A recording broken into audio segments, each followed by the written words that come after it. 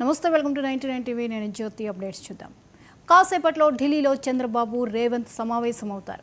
మధ్యాహ్నం 2:30కు జలశక్తి ఆధ్వర్యంలో జరిగే ఈ మీటింగ్లో ఏపీ తెలంగాణ జల వివాదాలపై కేంద్రం చర్చిస్తుంది. అయితే బనకచెర్లపై ఏపీ వెనక్కి తగ్గేదే లేదంటుంటే తెలంగాణ మాత్రం బనకచెర్లపై చర్చకు నో అంటోంది. దీంతో ఈ సమావేశంపై సర్వత్రా ఉత్కంఠ నెలకొంది.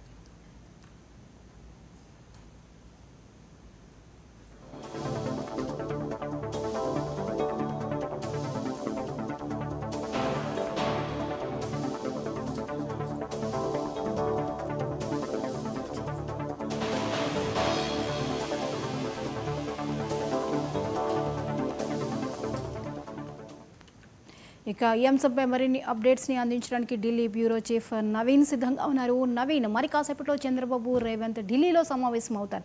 అయితే దీనిపై ఒక ఉత్కంఠ నెలకొన్నటువంటి విషయం, ముఖ్యంగా బనకచెర్ల విషయానికి వచ్చేసరికి ఏం జరుగుతుందా, ఈ చర్చ జరుగుతుందా లేదా అన్నటువంటి సందేహాలతో ఉన్నారు. వివరాలేంటి?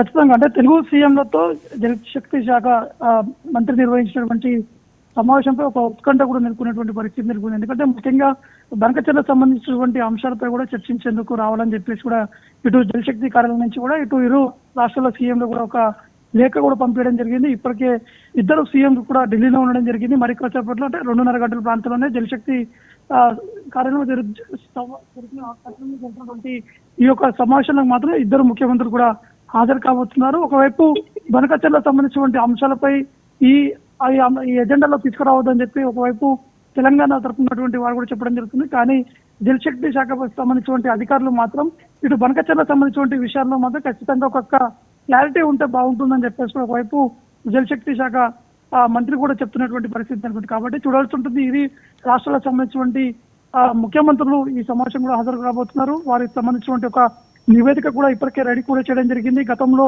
సీఎం రేవంత్ రెడ్డి కూడా ఈ బనకచెర్లకు సంబంధించినటువంటి అంశాలపై టీఆర్ పార్టీని కూడా కలవడం జరిగింది. కలిసి ఎట్టి పరిస్థితుల్లో వీటికి అనుమతులు కూడా ఇవ్వద్దని చెప్పేసి ఒకవైపు సీఎం రేవంత్ రెడ్డి కూడా ఇటు జలశక్తి శాఖ మంత్రి కూడా వారు లేఖ కూడా ఇచ్చినటువంటి పరిస్థితి నెలకొంది. దాంతో పాటు నీటిపారుదల శాఖ మంత్రి ఉత్తమ్ కుమార్ రెడ్డి కూడా అనేక సందర్భాల్లో టీఆర్ పార్టీని కూడా కలవడం జరిగింది.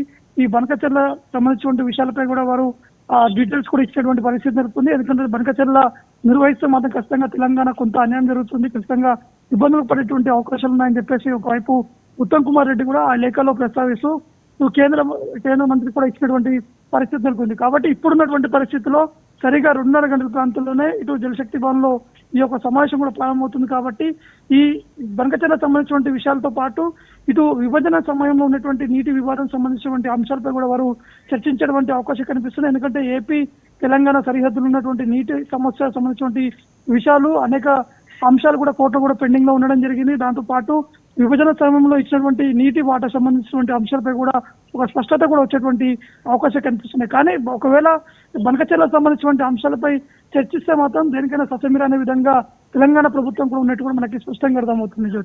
అయితే ఏపీ ఈ విషయంలో ఎలా ఉంది? ఏపీ మాత్రం ఎట్టి పరిస్థితుల్లో ఈ యొక్క ప్రాజెక్టు నిర్వహించాలనే అంశాలపై కూడా వారు ఆ ఫోకస్ కూడా పెట్టడం జరిగింది. స్వయంగా ముఖ్యమంత్రి చంద్రబాబు నాయుడు కూడా ఈ అంశాలపై కూడా అనేక సందర్భాల్లో ప్రస్తావించారు. ఖచ్చితంగా బనకచెర్లకు సంబంధించినటువంటి ఈ ప్రాజెక్టు ప్రారంభమైతే ఖచ్చితంగా ఇక్కడ ఉన్నటువంటి రాష్ట్ర ప్రజలకి మేలు జరుగుతుంది, నీటి కూడా అందుతుందని చెప్పేసి ఒకవైపు సీఎం చంద్రబాబు నాయుడు కూడా చెప్పినటువంటి సందర్భం కూడా నెలకొంది. కాబట్టి మరోవైపు ఇటు జలశక్తి శాఖకి అనుమతుల కోసం ఏపీ ప్రభుత్వం కూడా కోరడం జరిగింది. కొన్ని అనుమతులు దానికి సంబంధించినటువంటి పూర్తి స్థాయిలో ఒక డీటెయిల్స్ కూడా రావాలని చెప్పేసి కూడా ఒకవైపు ఇటు జలశక్తి శాఖ మళ్ళీ రిప్లై ఇస్తూ ఏపీ ప్రభుత్వం కూడా పంపించడం జరిగింది. కాబట్టి ఇప్పుడు చూడాల్సి ఉంటుంది ఈ సమావేశం ఏ విధంగా జరగబోతుంది, ఎటువంటి అంశాలు స్పష్టతగా వస్తాయి అనేది కూడా వేచి చూడాల్సి ఉంటుంది. అంటే బనకచెర్ల విషయము అనే దానిలో కొన్ని విభేదాలు మనకి కనిపిస్తున్నాయి. అయితే మిగిలిన జల వివాదాలు ఏవైతే ఉన్నాయో వాటన్నిటి మీద కేంద్రం ఒక కొలికి తీసుకువచ్చే పరిస్థితి ఉండబోతోందా?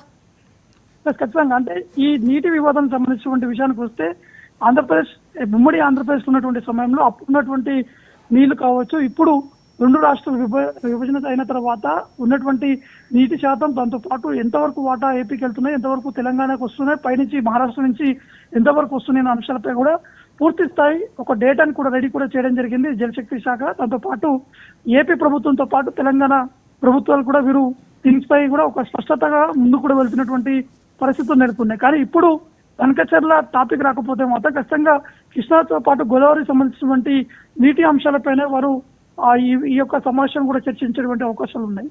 Right, thank you Naveen.